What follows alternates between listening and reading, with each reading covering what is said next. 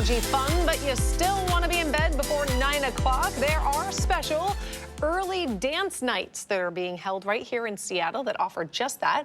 They allow adults to break it down on the dance floor and also get a good night's rest. Steve is down in the Arc Lounge with event producer Ben Schechter to tell us all about them and the other events his company offers. Yes, and those are just one type of event that you guys do with your company, is that right? These early late night dance parties. We should mention we have some window washers behind us here, so that might be the noise that might pick up on our microphones just behind this window here. So we're going to say hi to them. But that's just one thing that you guys offer, right? Yes, yes.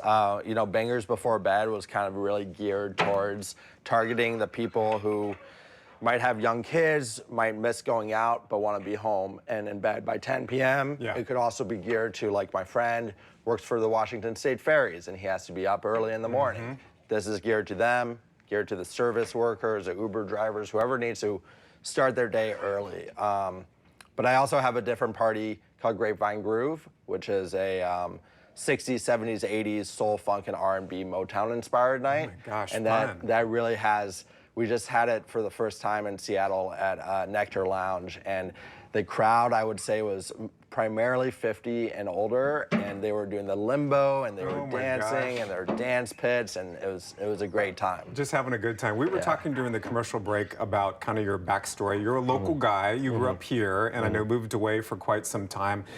Tell us about how your company started, and what was the reason behind that? What was the inspiration for it? Yeah, absolutely. So in college, I started a music blog where I used to interview up-and-coming artists and put on live concerts with musicians.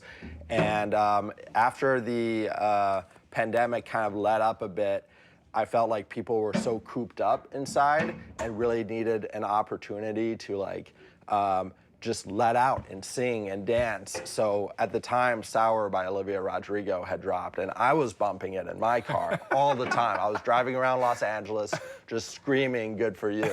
And I was like, okay, this needs to be brought to the dance floor. So my first party that I started was called 22 and Good for You, and it was a Taylor Swift versus Olivia Rodrigo dance night. And I saw that excitement of everyone kind of coming together in the dance hall, and that's kind of what prompted this business. And now I have the, you know, flexibility and ability to, you know, try out other themes that I think there's a group of people who would love and appreciate and plug those in. And we should note, I mean, this is not just in the Seattle area where you do stuff. I mean, this is all across the country, which is really impressive. You're a very busy guy.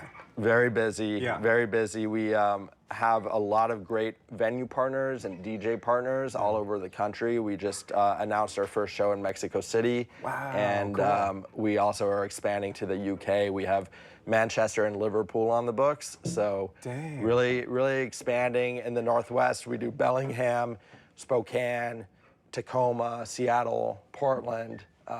So yeah, we're really, you know, the tertiary markets too are really great. You know, there's New York and LA are amazing markets, but there's so much going on there. Saturated. So we like bringing our parties to the Bellinghams, the Fresnos, the Virginia Beaches, you know, and we see that urge, that excitement from people, you know, wanting that space. And that leads to my next question, which is, you know, what has the reaction been to these different types of ideas that you have been putting forth, whether it's the Bangers Before Bed for folks like us who work on a morning crew that get up at 2 o'clock in the morning and want one of those type venues where you can go, you know, dance the night away and be in bed by 9 o'clock. What's the reaction been like to maybe something like that and that new event that you were just talking about at Nectar? It's been great. They want it again. You know, Nectar mentioned Grapevine Groove had a ton of the patrons saying, when are we doing this again? Because they miss going out, and they don't want to go out at night. They don't want to go out when it's dark. They want to be home. So, you know, there's been a true excitement and nostalgia factor as well, just bringing them back to their past, or the younger people experiencing what it might have been like to dance at a club in the 70s. What does that tell you in terms of the need for something like this, and how there's been that desire to sort of find this niche in the market that maybe hasn't been there before? What does that tell you? It just tells me that, you know, people want it. You know, people really are excited to be together as a community and, you know, let out their, you know, frustrations of their work or just being stuck at home or being on their phone. You know, technology is huge. I mean, I'm definitely at fault for that. I'm always on my phone or my computer. So going to these dance parties, you don't really have an option to do those. No. Like you can, You'd but look like a little awkward. And at and at concerts, you take your phone out and you want to record the whole set. But at the dance party, no, you really want to be in the moment. Like, you know, you could record 10 minutes of it and dance for the rest of the 2 or 3 hours. So yeah, I think it's just it shows that people really want to get out there and dance and just enjoy life on the dance floor. Really quickly, because we're short on time, what comes next? What's some of the upcoming stuff? Yeah, well, upcoming, we have this kind of funny concept we're trying, the viral Labubu doll.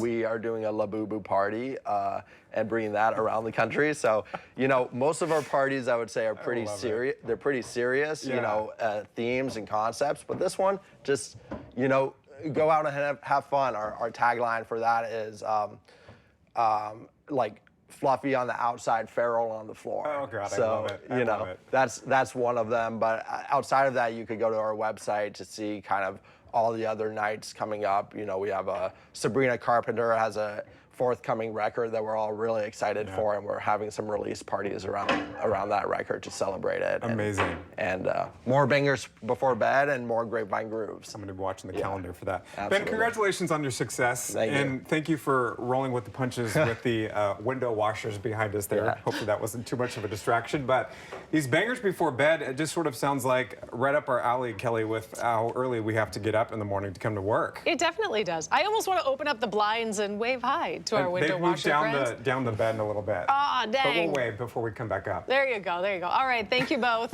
Well.